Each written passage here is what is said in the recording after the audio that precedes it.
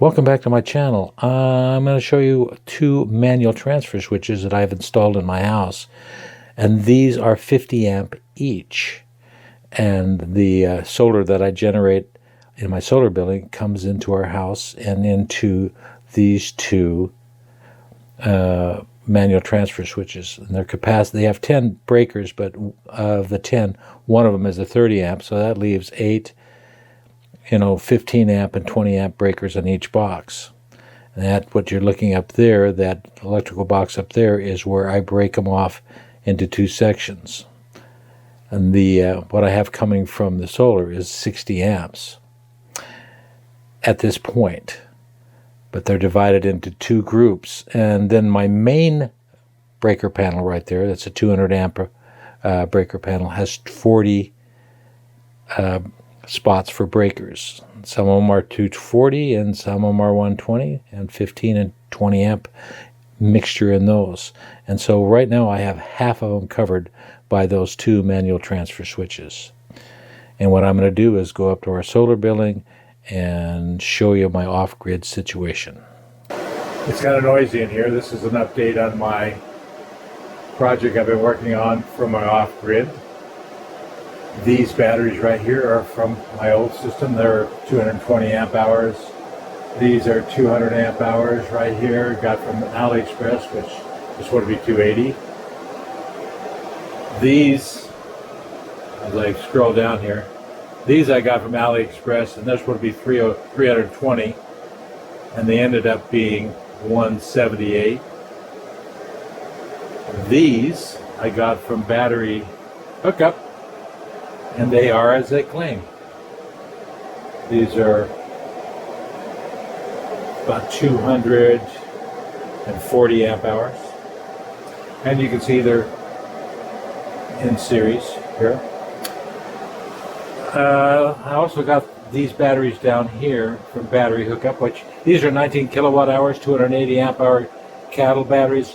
I have not hooked up yet. So at this point, I have 4 batteries hooked up, and they go into these breakers, these 63 amp hour breakers, over here to, this is the negative bus bar. That's a 1/4 inch thick piece of copper.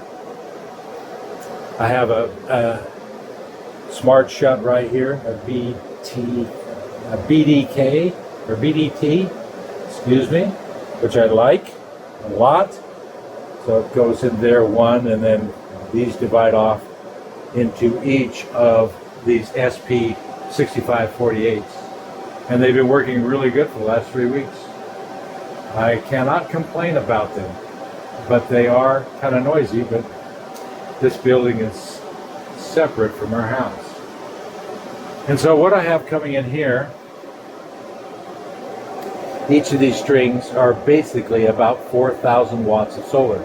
So there's about 8,000 watts going into inverter number 1 and 8,000 watts going in inverter number 2.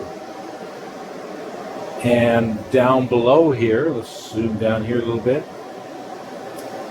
I have a 200 amp hour breaker right there.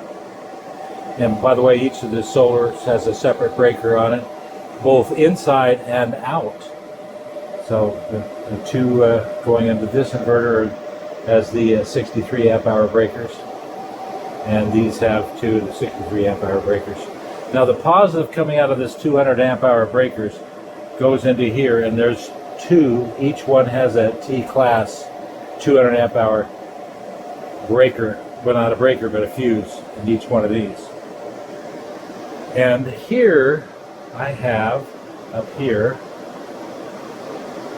is a monitor, and this is for Solar Assistant. And I haven't got this, I mean, I got it to boot on, but it's not reading any of my inverters at this point. I don't have it plugged in at this time. So I'm quite happy with these SunGold Power SP6548s. And right now, because it's totally overcast, I am only taking in 3.5 amps. Over here, 3 amps.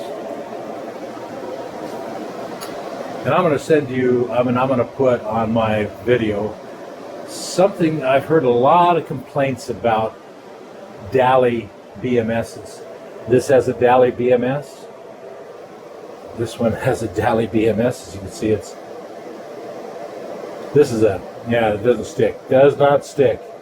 This one has a Dali BMS. And up here, let's see, go up here. This one has JK BMS. I thought this would be the best because it has a 2 amp hour balancing in it. These have like a 1/2 of an amp, 500 milliamps. The JK BMS, I mean the Dali BMSs. I like the Dali BMSs more than I like the JK BMS. I do. So all the future, and here's a future one right over here. These are I got from Jehu Garcia. I've got more of these. And also, I'm anxious to try these right down here. I've got to top balance all these before I put them online and separate it, because this is a 20S. I only need 16S. And this is going to have a Dali BMS also. And also the other batteries that I'm working on, which is another video.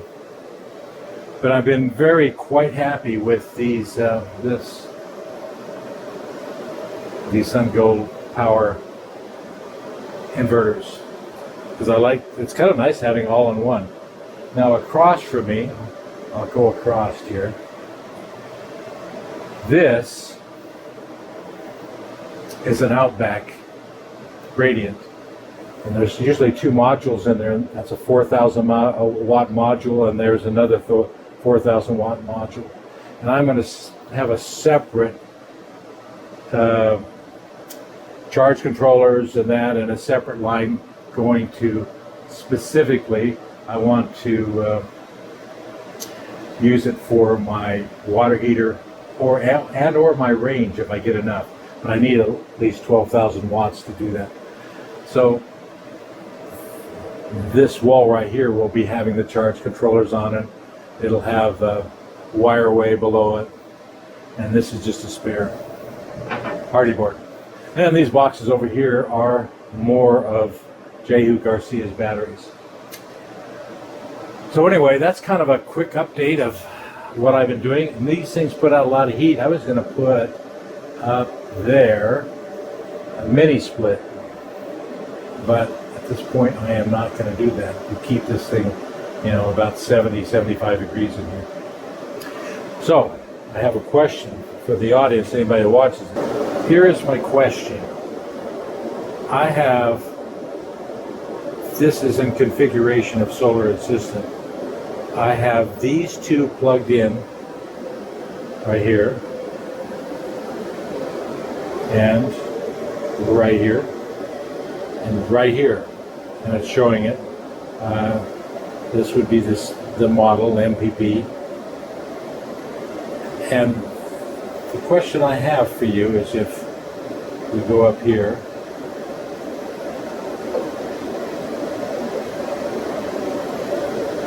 is not yet activated.